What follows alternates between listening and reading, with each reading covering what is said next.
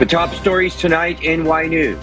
President Ferdinand Marcos Jr. signs an executive order approving and adopting the Philippine Development Plan for the period 2023 to 2028, which sets the country's roadmap for economic recovery. The Department of Agriculture says onion prices in the markets are still high despite the arrival of imported spice.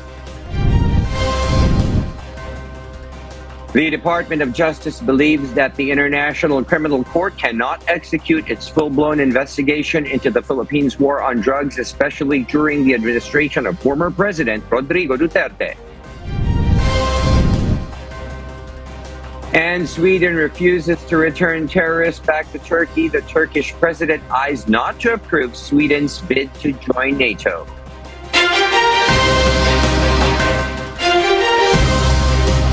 Good evening, Philippines and the world. Today is Monday, the 30th of January, 2023. Join us in the next hour as we deliver today's top stories around the Philippines and in other parts of the world. We are also seen in 1,935 satellite monitoring centers nationwide and via live streaming worldwide through the UNTV News and Rescue social media channels. I am William Theo.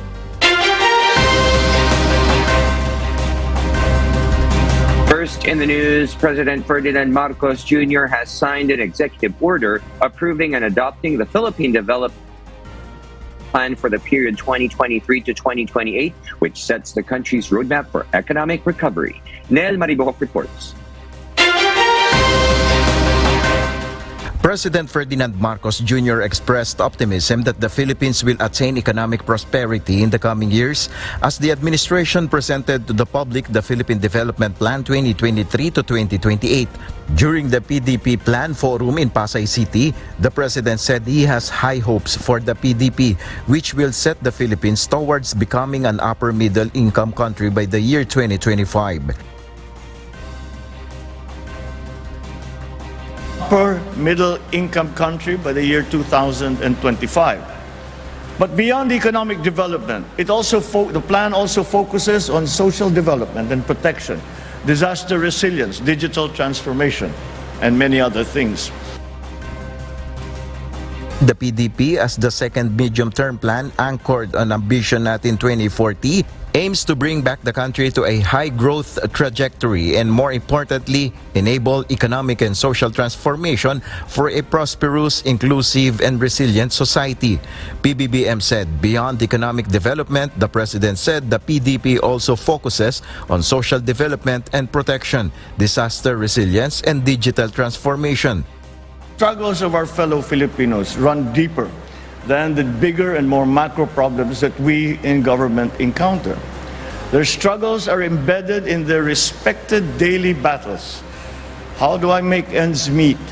How can I bring food to the table? What is my future going to look like? Will my children live in a better Philippines than the one that I grew up in? Ladies and gentlemen, it is my firm belief that answering these questions will be the defining challenge for us, who are called to serve and will be the barometer through which the government will be measured. To attain the government's goal, the President asked everybody to employ a whole-of-government and whole-of-society approach to effectively implement the PDP. Nel Mariboc, UNTV News and Rescue, we serve the people, we give glory to God.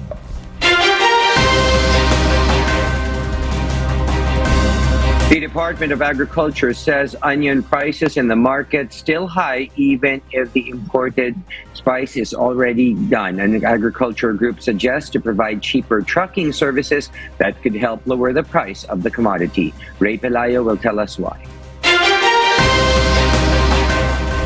Prices of imported onion in Metro Manila markets ranges from 180 to 200 pesos per kilogram. According to Department of Agriculture Deputy Spokesperson Assistant Secretary Rex Estoperes, these prices is unfair to the consumer because imported onions cost is lower compared to local. Masyado pa rin mataas. At 180, I think that's not reasonable for the consumer. 100 to 120 siguro reasonable na yun. Local onion is being sold at 180 to 330 pesos per kilogram. DA noted that they will check the cost structure to see if how much it should be sold.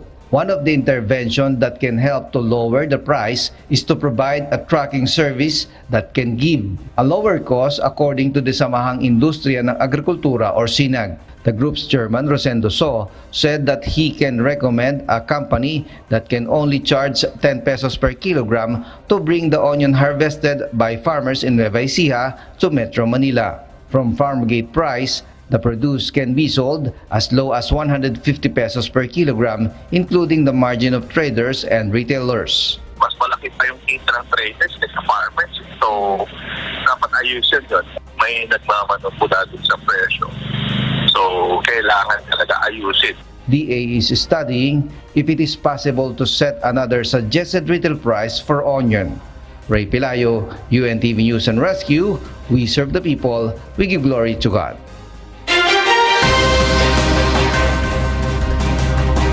Meanwhile, the Philippine National Police calls on the International Criminal Court or ICC to respect Philippine sovereignty and justice system. This is in connection with the investigation on the war on drugs campaign of the Philippine government since 2016. Leia Ilagan will tell us why.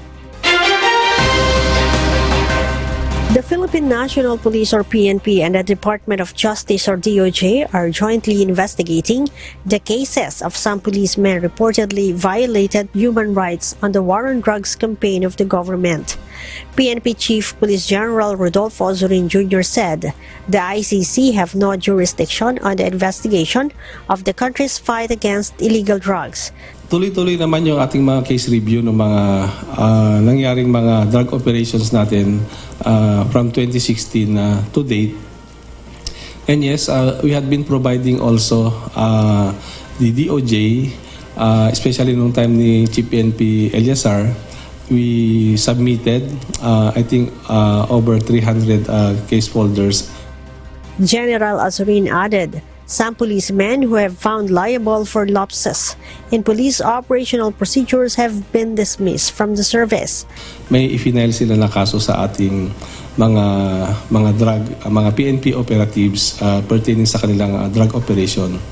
That's why we don't see any reason why the ICC would come in to investigate because tuloy-tuloy naman ang ginagawang investigasyon ng ating kapulisan in tandem with the Department of Justice.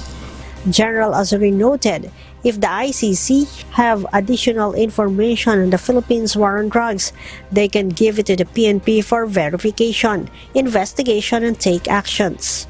Magsabit sila kung may maitutulong sila and we will do the process. Hindi naman pag-imbestiga ay nandyan agad eh. Sometimes we have uncooperative mga witnesses. Sometimes they have apprehensions, sino ang lalapitan. So I think it's just a matter of reaching out, sino ba yung mga nagko-complain na ito sa ICC so that they could engage us. And we promise the PNP will help para nang sa ganun mabigyan ng hustisya kung hustisya ang hinihingi nila. It can be recalled that ICC has suspended their investigation on war on drugs last November 2021, but on January 26 this year, the ICC pre-trial chamber announced its decision to approve Prosecutor Karim Khan's request to continue its probe. Leia Ilagan, UNTV, News and Rescue. We serve the people. We give glory to God. The Department of Justice believes that the International Criminal Court or ICC cannot execute its full-blown investigation into the Philippines' war on drugs. Dante Amento tells us why. The Philippine government stands firm not to cooperate with the investigation of the International Criminal Court or ICC over the former administration's war on drugs. Justice spokesperson Assistant Secretary Miko Clavano explained when ICC comes in, they need to follow our normal processes of prosecution such as the issuance of subpoena and gathering of evidence. Hence, they cannot conduct the full-blown investigation without the government's assistance. So kung walang consent po ang bansa natin, ang gobyerno natin, hindi din sila makakapasok dahil compulsory process po ito. Kung hindi po natin yan papayagan, hindi rin sila makakagalaw ng husto. The DOJ stressed the government is not setting aside the investigation and prosecution of those police personnel involved in the alleged abuses over the war on drugs. On the other hand, hindi namin pinatalikuran ang challenge, no, na investigate talaga itong war on drugs natin. Meanwhile, former President Rodrigo Duterte has not worried about the ICC's move. Walang pakialam si Presidente Duterte doon sa naging desisyon. Bakit? Kasi sa mulat-mula, sinasabi na niya, hindi siya papayag na litisin ng mga dayuhan. Ang Pilipinas ay isang soberenya at independenteng bansa. Dahil siya ay soberenya, lahat ng krimen na nangyayari sa Pilipinas, tanging mga Pilipino lamang ang maglitis, tanging mga Pilipinong hukuman lang ang maglitis. Dante Amento, UNTV, News and Rescue. We serve the people. We give glory to God.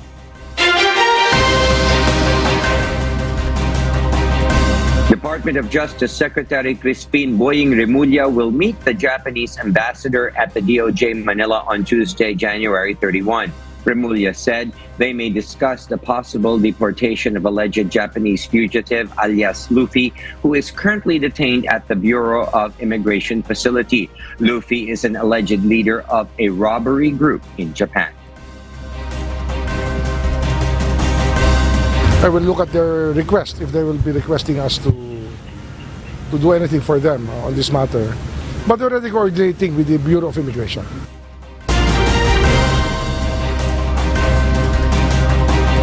Meanwhile, some senators are in favor of the government looking into possible selling of assets to fund the controversial Maharlika Investment Fund, or MIF. Harleen Delgado will tell us why. Several lawmakers agreed with the plan of the government to look into selling assets as a source of money for the Maharlika Investment Fund, or MIF. Senator Sonny Angara, who chairs the Senate Committee on Finance, believes idle government assets can be sold through joint venture to be of better use for the public. However, Angara notes that all transactions should be transparent. Senator Grace Poe also agrees with this, noting that the sale should be done transparently and that the winning bidder's credibility should be considered. Poe recommends for the government to sell casinos run by the Philippine Amusement and Gaming Corporation, or PAGCOR. This, as the senator pointed out, that PAGCOR cannot be a regulator of the gaming industry and an operator of casinos at the same time. But for Senate Minority Leader Aquilino Coco Pimentel, the proceeds of the sale of government assets should go to the national budget instead of the Maharlika Investment Fund. Pimentel explains channeling the funds to the Wealth Fund would reduce the fund sources for the national budget, resulting in possible bigger budget deficit and additional loans. The Senate Committee on Banks, Financial Institutions and Currencies postponed its supposed hearing on Tuesday, January 31, and moved to Wednesday, February 1. On Monday night, lawmakers held a closed-door briefing with economic managers ahead of the committee hearing. Harleen Delgado, UNTV News and Rescue. We serve the people. We give glory to God. In other news, Land Transportation Office, or LTO, traffic law enforcers will start using mobile handheld devices to issue traffic violation tickets starting next week. JP Nunez will tell us why.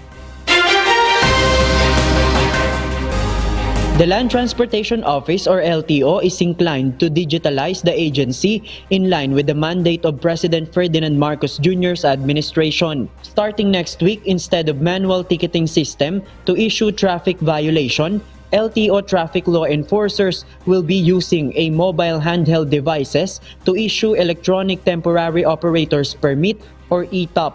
LTO enforcers will issue a receipt from the device which they will use to redeem their driver's license at the LTO office. The motorist's violation will be directly recorded on the central database of the LTO. Yung mismong device na po ang gagamitin namin para mag-issue ng ticket sa mga erring motorist. In the next 2 months, the LTO will launch the Phase 2 of the program, which is intended to allow erring motorists to pay their penalty at the mobile handheld device. They may pay using electronic payment system using QR code and swipe system for bank cards. Dito po sa mobile handheld device po natin, meron siyang feature na yung motorista po, on the spot, pwede niya pong bayaran yung multa niya. LTO believes that the new system could also get rid of the kotong. The minute po na ipasok na yung violation sa mobile handheld device po natin, hindi na po pwede i-edit. So talagang pag naipasok na po yan, hindi na po pwedeng ma-negotiate yung infraction po ng erring motorist. JP Nunez, UNTV, News and Rescue. We serve the people, we give glory to God.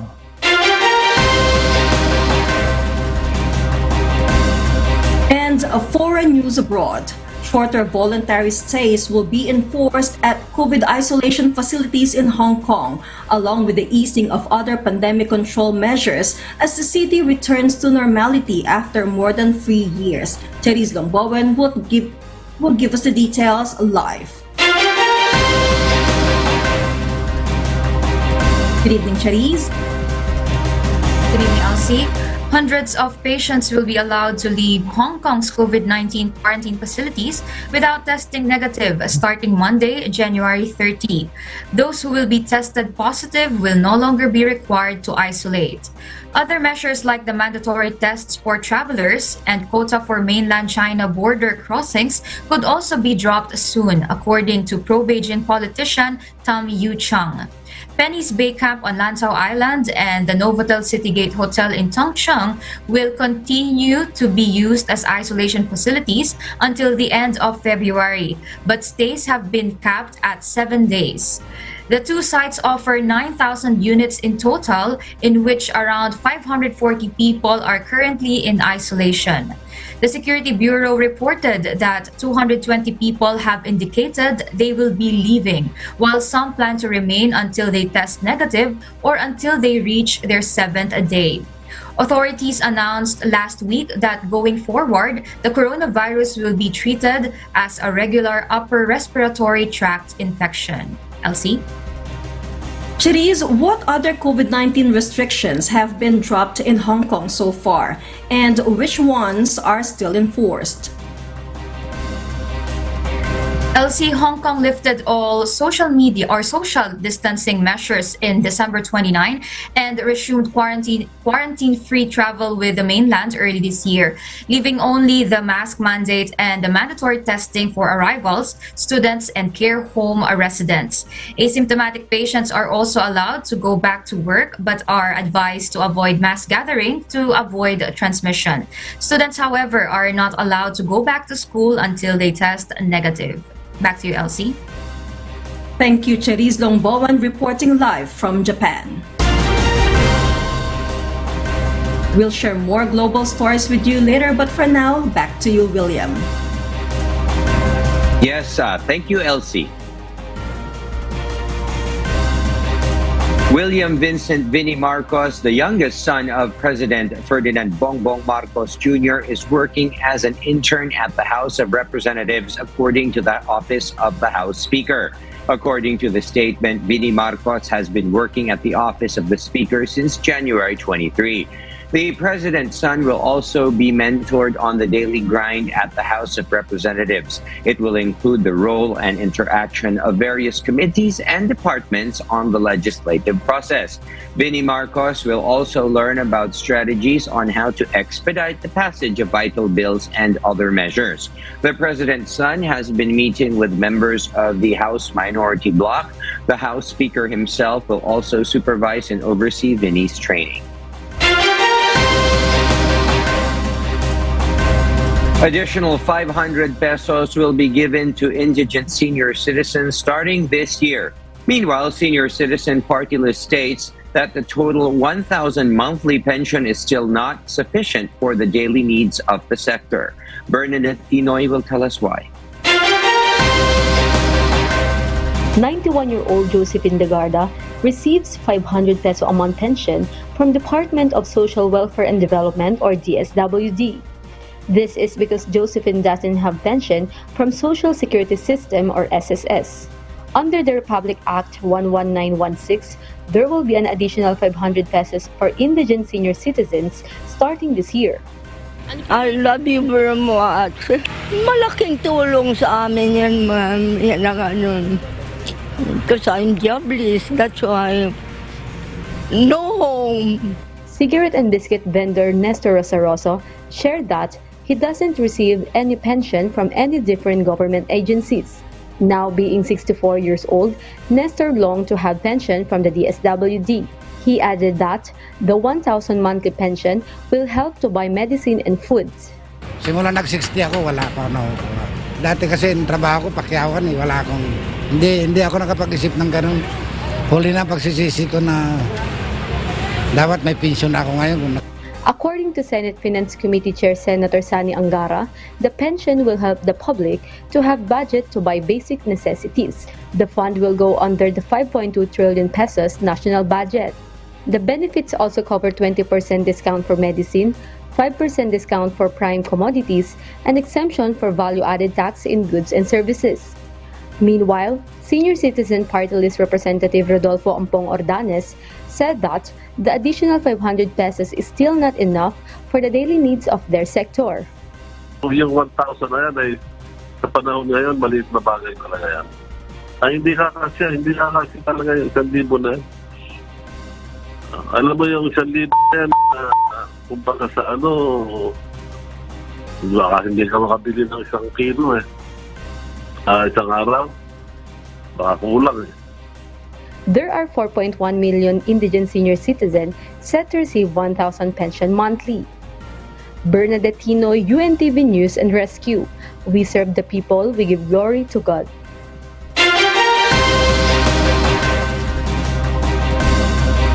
A lawmaker wants the Kuwaiti government to publicly apologize over the death of OFW Julie Biranara. This comes after Kuwaiti Minister of Foreign Affairs Sheikh Salem Abdullah Al-Jaber Al-Sabah condemned Ranara's murder and vowed that the suspect will be punished for the heinous crime. For Senator Rafi Tulfo, who also chairs the Senate Committee on Migrant Workers, condemning the murder is not enough for the repeated deaths of OFWs in Kuwait over the past years. The neophyte senator urges the government to consider reinstating a deployment ban for first-time domestic helpers to be deployed to Kuwait. Tulfo also filed a resolution seeking to review the existing bilateral agreement between the Philippines and Kuwait and the standard employment contract of OFWs in the Gulf country. The lawmaker also recommends to require pre-screening and orientation for potential employers, including a neuropsychiatric examination. Deployment ban so that when we sit down sa bargaining table, meron tayong leverage. May leverage tayo. My recommendation is public apology. Why? Because I have so many years of experience kung paano naghihirap, pinapahirapan, kinakawawa, winawalang yan ating mga OFWs. That's why yung paglayak ko galing sa... I'm being emotional. I'm very sorry. A lawmaker at the House of Representatives has called on the government to provide better protection and benefits for overseas Filipino workers. In her privilege speech, OFW Party List Representative Marisa Del Mar Magsino said there is overcrowding at the Bahay Kalinga in Kuwait. The said housing, based on the discovery of the Department of Migrant Workers, accommodates 421 documented and undocumented Filipino workers, far more than the housing capacity of 200 people. Magsino also called on the government for a more streamlined handling of funds benefiting OFWs. A shelter is not a home. It is a mere place of refuge, a sanctuary. But we can make it a home for our OFWs who seek for a haven in times of distress while on a foreign soil, even just for the interim, if we provide the necessary amenities, the environment to make them feel at home and ease their pain. Meanwhile, on the 6th day of the search operation for the missing Cessna plane, the fog and cloudy sky are still the ongoing challenge of the rescue group in Isabela. The group of Itas and Dumaga tribe will also be joining the search operation. Families of the passengers still hopes that they will find their missing relatives. Alan Manansala will tell us why. On the 6th day of the search operation, Ana May Kamatoy unyieldingly asked for help from the national government to augment more manpower in the search of the 6 individuals on board the missing Cessna plane, along with her 2 children. Very much. Panawagan ko sa inyo, tulungan niyo po ako na iabot na sa government, kay President, kay Vice President, sa mga senator, sa mga kongresista, kung sino man sa nakakakilala sa inyo sa kanila. Ipaabot niyo na po yung panawagan ko sa kanila. Matulungan na po nila kami sa manpower. Tao po kailangan po para doon. To Turkey, the Turkish president will not be approving Sweden's bid to join NATO. Marvi Delphine will tell us why live.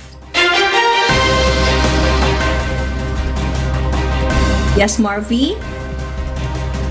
Elsie, last year Sweden alongside with Finland both put forward an application to join the North Atlantic Treaty Organization after Russia invaded Ukraine. But to officially join, all members of NATO must unanimously approve. However, the Turkish President Recep Tayyip Erdogan will not be approving of Sweden's application as the nation refuses to hand over a group of terrorists into Turkey's jurisdiction.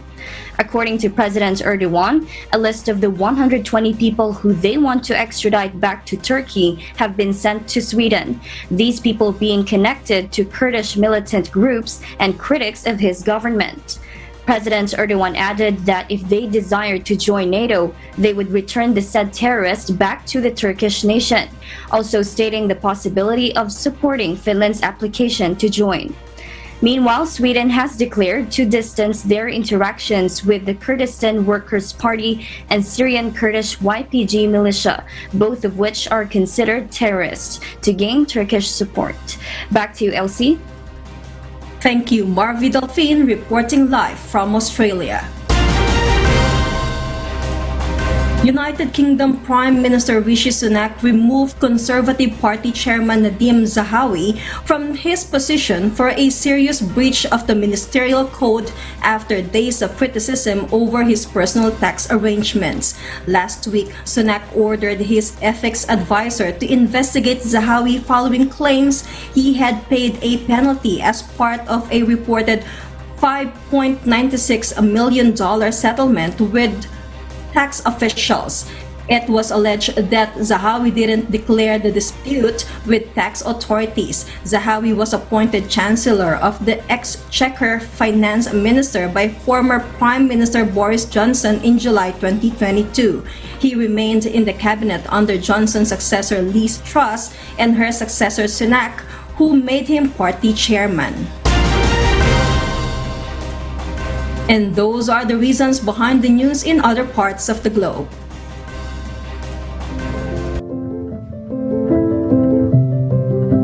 Our kasambahay, as the world faces these trying times amid the pandemic caused by coronavirus, we are inviting everyone to join the global prayer for humanity from Monday to Friday, 9:30 p.m. Philippine time through the social media accounts of Members Church of God International.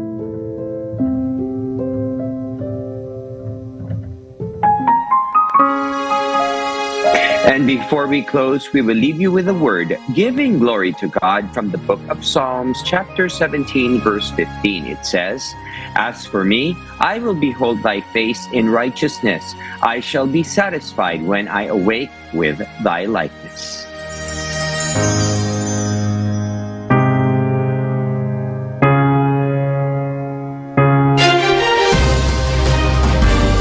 Those are the reasons behind the news, January 30, 2023. Reasons we deliver to you as they unfold, and because we need to know, we will always ask why.